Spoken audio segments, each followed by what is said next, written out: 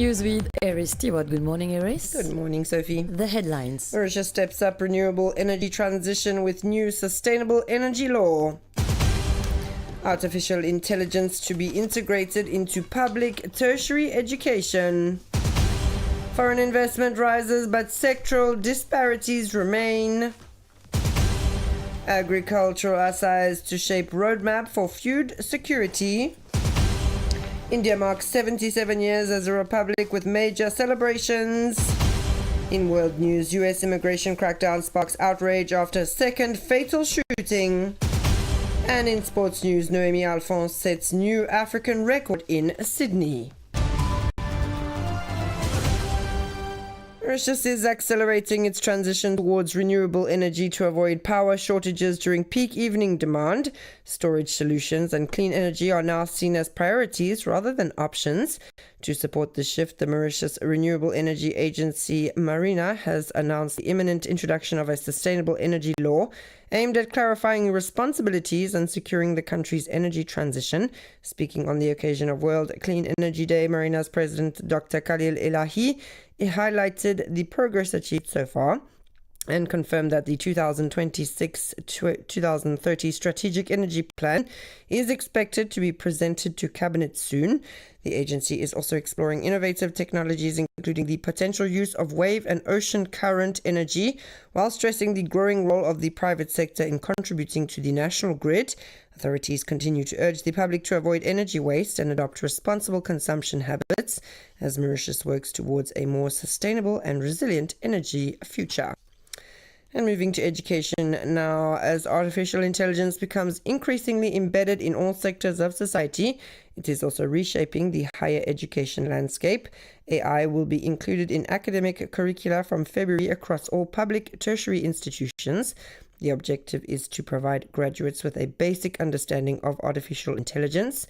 The official launch of this initiative took place at the University of Mauritius. More with Shrina Apadu. Artificial intelligence, AI, has entered the classroom and is now fully integrated into the students' world. From writing up homework assignments to solving math problems, AI provides all kinds of knowledge on demand. Pranav Mahadu, student of the University of Mauritius, said that AI helps him understand something in depth, adding to his existing knowledge. Lakshana Ramdan gave an example on how AI can help in determining the height and location where a swimming pool can be built. Hassan Ali Lee stated that a lecturer does not have time to individually cater for each student. Hence, he uses AI to help him simplify and understand the subject at his pace. The challenges posed by this technology are prompting institutions to integrate it into the academic curriculum. The University of Mauritius will offer a BSc Honours in Artificial Intelligence this coming August. Meanwhile, AI will be a compulsory subject starting in February. Associate Professor Dr. Malaika H.M. Khan, University of Mauritius, said that the module will include basic AI knowledge, ways it can be applied, and the ethical use of AI. Academic and non-academic staff are being trained. This module has been extended in all the country's public universities, she added. Will artificial intelligence lead to the loss of certain skills, such as the art of writing or critical analysis? AI-generated responses can be mistaken for undetected human work, leading universities to revise their assessment methods. Dr. Kabiraj Sharma Sukon, Minister of Tertiary Education, said that there has been training and guidelines on the matter to help lecturers formulate their questions. The aim is to use AI ethically when doing assignments. To make the most of artificial intelligence, institutions implemented clear policies on its use last year. Additional regulations will come into effect in March. And on to finance news. Preliminary figures released by the Bank of Mauritius for the first 9 months of 2025 show a marked shift in the sectoral distribution of foreign direct investment. While overall inflows have increased significantly, not all sectors are benefiting equally from this momentum. The United Kingdom and France remain the main source of countries for investment. The figures were made public on Friday. Take a listen to this report. Between January and September 2025, gross direct investment flows, excluding the global business sector, reached 40.4 billion rupees compared to 24.8 billion rupees in the same period in 2024. Financial and insurance activities were the primary drivers, attracting 18.5 billion rupees compared to less than 1 billion the previous year.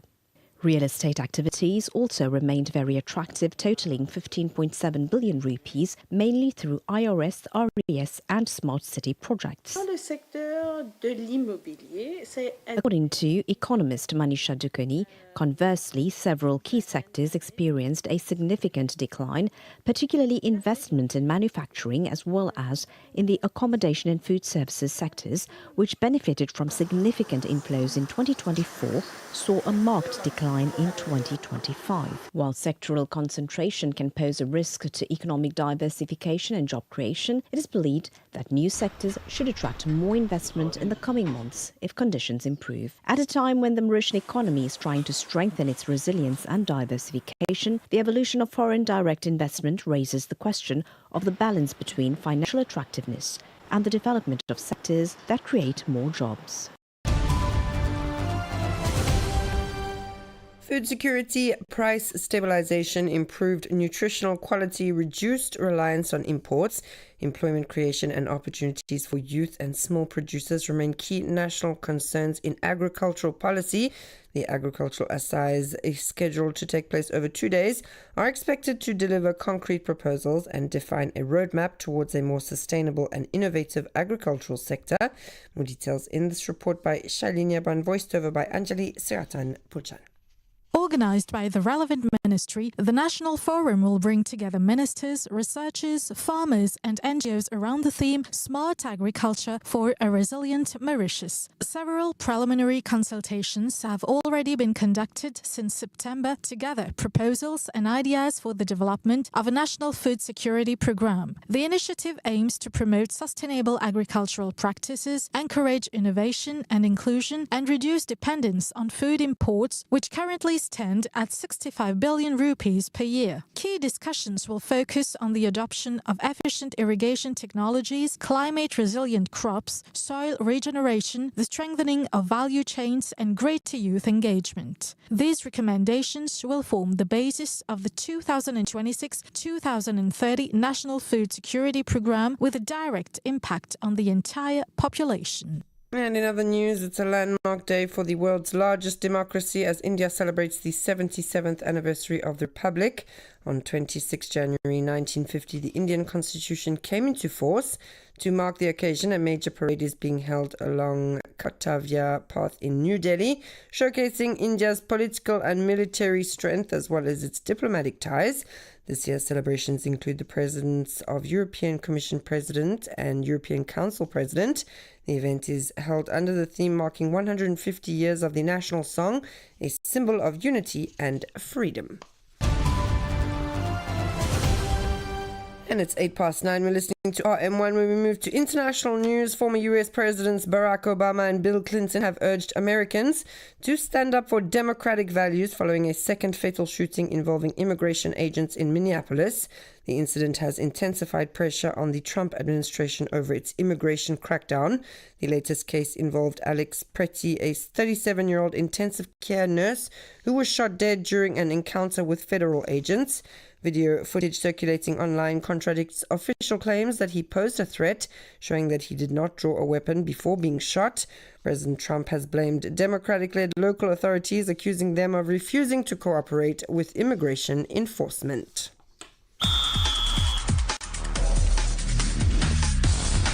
And finally in sports, another strong performance for Naomi Alphonse in Sydney. She finished second in the 10-kilometer race at the OZ Day event, setting a new African record of 27 minutes and 22 seconds, improving on the previous mark of 29 minutes and 33 seconds. Mefuz Ouzia, meanwhile, finished in 5th position. And in athletics at the Paris indoor meeting, Jeremy Laradouz finished 5th in his 60-meter hurdles heat, clocking 7.76 seconds, but failing to qualify for the final. That's all from me this morning.